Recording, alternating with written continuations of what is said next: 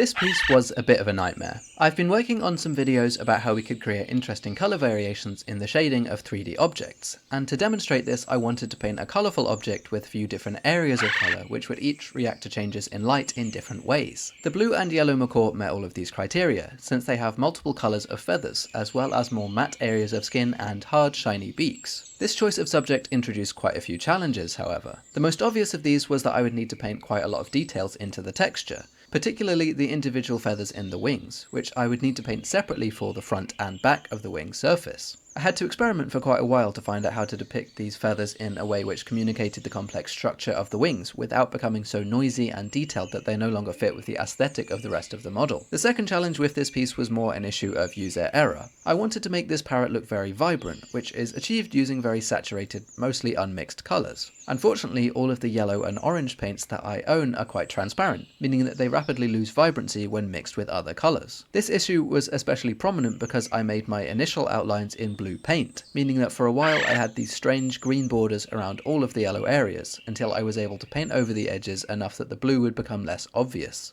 Although this piece was quite difficult and took longer than expected, I'm very happy with how it turned out. I think that I managed to preserve a lot of the vibrancy I wanted, and that the parrot itself is both pretty and full of personality. If you'd like to see how I use this model to make colourful shading, be sure to follow me so you can see the next videos I make with this parrot.